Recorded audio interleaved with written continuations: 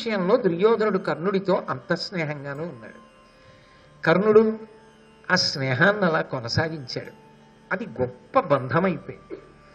అంత బంధం అయిపోయింది అనడానికి గుర్తు ఏమిటంటే వాళ్ళు పాండవులు బతికున్నారన్న విషయం దుర్యోధనుడికి తెలియకపోవడమే. ఎప్పుడు తెలిసింది? మత్స్యయంత్రాన్ని అర్జునుడు కొట్టిన ఏడాది తర్వాత తెలిసింది. అప్పటి వరకు తెలియదు దుర్యోధనుడికి. అంటే నిజానికి ఆ ప్రయోజనం అయిపోయిందని కర్ణుడిని వదలలేదుగా. అంటే స్నేహం వరకు మాత్రం కర్ణ దుర్యోధనుల మధ్య గొప్ప స్నేహబద్ధం ఉంది అని అంగీకరించకుండా ఉండడానికి కారణం ఏముంది భారతంలో? లేదు. కాబట్టి వాళ్ళిద్దరి మనసులు కలిసాయి. స్నేహానికి సంబంధించినంత వరకు ఎప్పుడూ కర్ణుడు మనసులో ఏం కోరుకుంటాడంటే దుర్యోధనుడు సంతోషంగా ఉండాలి. ఎప్పుడో ఉపకారం చేశాడు కాదు, ఆయన కృతజ్ఞత అంతే. అది కర్ణుడి విషయంలో గొప్ప గుణం. నాకు ఉపకారం చేశాడు, ఆ ఉపకారం చేయడం వల్ల నేనేం బాగుపడుతున్నాను, ఈ దుర్యోధనుడితో అట్టకాకవలసి వస్తోంది అని ఆయన జీవితంలో విసుక్కుని దుర్యోధనుడిని వదిలేద్దాం అనుకున్న సందర్భం లేదు. నిజంగా చెప్పాలి అంటే దుర్యోధనుణ్ణి వదిలేస్తే అఖండ భూమండలానికి రాజయ్యే అవకాశం వచ్చింది. దుర్యోధనుడితో ఉన్నాడు అనుకోండి, ఏమవుతాడు కర్ణుడు?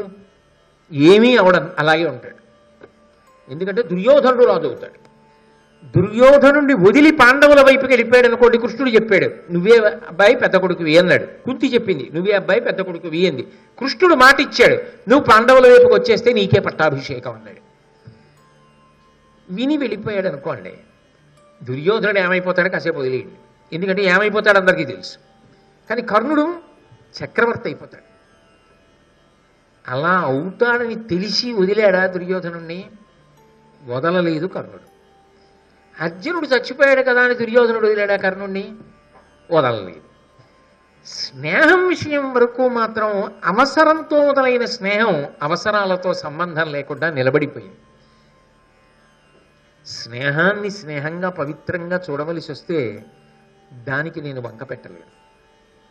ఎందుకంటే అది ఒక అవసరంతో ప్రారంభమైన తర్వాత అలా కొనసాగింది, అది అలా నిలబడింది చరిత్రలో. కర్ణదుర్యోధనుల స్నేహం అంటే కర్ణదుర్యోధనుల స్నేహంగానే నిలబడింది. అక్కడి వరకు మాత్రం గొప్ప విషయం. అందుకే నేను ఒక మాట అన్నాను, కర్ణుడు దురదృష్టవంతుడు అనిపిస్తుంది అని. ఇంత గొప్ప గుణం ఉన్నవాడు ఏమి కీర్తి సంపాదించుకోగలిగాడు? దుష్టచతుష్టయంలో ఒకడు అన్న పేరు పొందాడు. కానీ నిజానికి అన్ని అవకాశాలు కూడా వదిలిపెట్టి దుర్యోధనుడితోనే ఒక్క ఉపకారానికి అలాగే స్నేహం కోసం నిలబడిపోయినటువంటి మహనీయమూర్తి అన్న కీర్తి అంత తొందరగా వ్యాప్తిలోకి వచ్చిందా? కర్ణుడు ఎవరు అని అడిగారు అనుకోండి, దుష్టచతుష్టయంలో ఒకడు అంటారు. ఈ గుణాలు చెప్తారా? అది కర్ణుడి తప్ప? వీడు నా కొడుకు అని కుంతి చెప్పుంటే, వీడు నా కొడుకు అని సూర్యుడు చెప్పుంటే, తెలిసున్న భీష్ముడు చెప్పుంటే, తెలిసున్న కృష్ణుడు చెప్పుంటే కథ ఎలా ఉండేదో ఎవరూ చెప్పలేదుగా. ఎవరి స్వార్థం వాళ్ళు చూశారు కథాపరంగా. అయితే చివరికి పోయిన వాడెవరు? కర్ణుడు కదా. అపకీర్తిని మూట కట్టుకుని నెత్తి మీద పెట్టుకుపోయాడే మహానుభావుడు. మరి దురదృష్టవంతుడు అని మనసుని సరిపెట్టుకోకపోతే ఏమని సరిపెట్టుకోవాలి ఇంకా భారతంలో? అందుకే కర్ణుడు లేని భారతం లేదు అనడానికి కారణం అదే. మీరు ఎన్ని కోణాల్లో చూస్తే కర్ణుడు అన్ని కోణాల్లో కనపడతాడు. కానీ అంత మాత్రం చేత అన్ని వేళలా కర్ణుడు మంచివాడే, దుష్టచతుష్టయంలో ఒకడని చెప్పడానికి యోగ్యత లేనివాడని మాత్రం నేను అన్నాం. అలాగా అనవలసిన సందర్భాలు ఆయనే కల్పించుకున్నాడు. ఎందుకని అంటే దురదృష్టం అంతే, అలాగే తిరిగిపోయింది ఆయన జీవితం. అది అనుకోలేదు. ఎందుకనంటే అల్లుకున్నది అది. ఒక తీగ ఉందండి, ఆ తీగ నిటారుగా ఉన్న స్తంభాన్ని అల్లుకుంది. అల్లుకున్న తీగ ఏమో దాని అదృష్టం బాగుంటే అది చుట్టూ వంకర తిరగక్కర్లేకుండా ఇలాగే పైకెక్కునేమో, ఏదో దానికి ఉన్న చిన్న బుడిపిల్లు పట్టుకుని పైకెక్కునేమో. అది అల్లుకున్నదే వంకర టింకర కొమ్మని.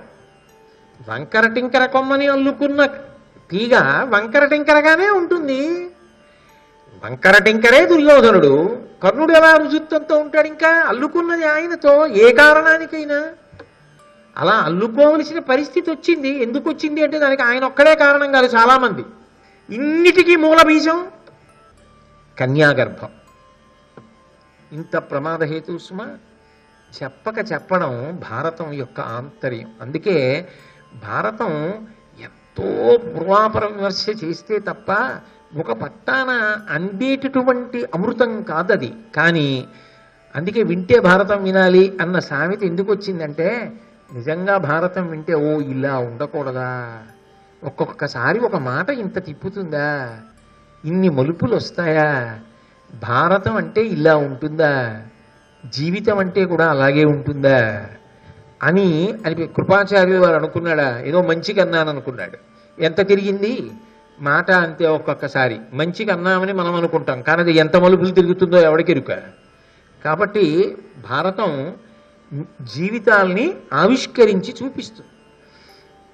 మళ్ళీ ఎక్కడ కలుసుకున్నారు అంటే ద్రౌపదీదేవి యొక్క స్వయంవర మంటపంలో కలుసుకున్నారు. అక్కడికి వచ్చినప్పుడు పాండవులు చచ్చిపోయారన్న అభిప్రాయంతో దుర్యోధనుడు ఉన్నాడు. ద్రౌపదీదేవి స్వయంవరం ప్రకటించారు అనేటప్పటికీ నేను చేసుకుంటానంటే ఉత్సాహపడి అందరూ బయలుదేరారు. చూడండి, మైనస్ మార్కులని పెడుతూ ఉంటారు లోకంలో. లేకపోతే ఏమవుతుందంటే అంచనా వేసి పెట్టేస్తారు. అలాగే ద్రౌపదీదేవి స్వయంవరంలో ఏమిటంటే చాలామంది వస్తారట. అద్భుతమైన కన్యట, యాజ్ఞసేని, యజ్ఞకుండంలో పుట్టిందిట. ఎవడు కొడతాడో మత్స్యయంత్రం అని చూడ్డానికి వచ్చిన వాళ్ళు కూడా ద్రౌపదీదేవిని చూసిన తర్వాత పోనీ ప్రయత్నిద్దామన్నారు. అంటే మైనస్ మార్కులు లేవుగా, ఎత్తితే ఎత్తుతాడు, వాడు అదృష్టం బాగుందనుకోండి ద్రౌపదీదేవికి భర్త అయిపోవచ్చు. ఎత్తలేకపోయాడు అనుకోండి అందరినీ నవ్వినట్టే నవ్వుతారు, పక్కకి పోతాను, అంతే కదా. అందుకని వచ్చిన వాళ్ళందరూ పరీక్షించుకున్నారు.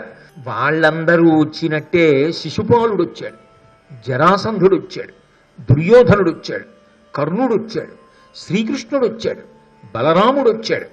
కానీ వాళ్ళు ద్రౌపదీదేవిని వివాహం చేసుకోవడానికి వచ్చారు అని మాత్రం అనకూడదు ఎవరు శ్రీకృష్ణ బలరాముల విషయంలో. వాళ్ళు వచ్చిన ప్రయోజనం ఏమిటో అక్కడే తెలిసిపోయింది. ఆయన అక్కడికి రావడానికి ప్రధాన కారణం పాండవ సంరక్షణ. సరే, ఒక్కొక్కళ్ళు వెళ్ళారు. ఆ ద్రుపద మహారాజు గారు చెప్పిన మాటలు విన్నారు. అలాగే దృష్టద్యుమ్నుడు చెప్పినటువంటి మాటలు కూడా విన్నారు. ఆ దృష్టద్యుమ్నుడు చెప్పాడు, ఇక్కడ 5 బాణములు ఉన్నాయి, ఇదిగో మత్స్యయంత్రాన్ని పెట్టాం పైన. ఈ మత్స్యయంత్రం అనేటటువంటిది భౌతికమైన యంత్రము కాదు, ఇది ఒక ముని విద్యకి సంబంధించినటువంటి యంత్రం. అందుకే అర్జునుడు తిన్నగా బాణప్రయోగం చేయలేదు దాని మీదకి. అది ముని విద్య అన్నప్పుడు ఆయన అనుగ్రహం కలగాలి. ఆయన అనుగ్రహం కలగాలి అంటే, ఓ ముని నా బాణము యంత్రమును భేదించగలిగిన శక్తి నిమ్మని దానికి ప్రదక్షిణం చేసి నమస్కారం చేయాలి. అందుకే ప్రదక్షిణ నమస్కారాలు చేసి కొట్టాడు. మిగిలిన వాళ్ళు వెంటనే బాణం తీసి కొట్టే ప్రయత్నం చేశారు. అది ముని విద్య. ఎలా వశపడుతుంది? వశపడదు.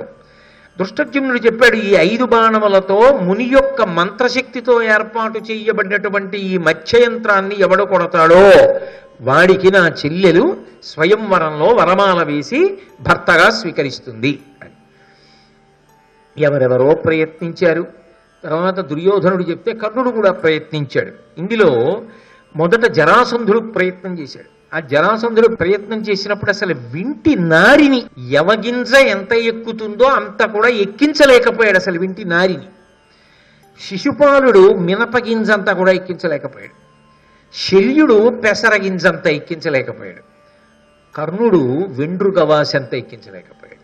ఇక్కడ సమర్థత అన్నదాని ప్రశ్న వస్తుంది.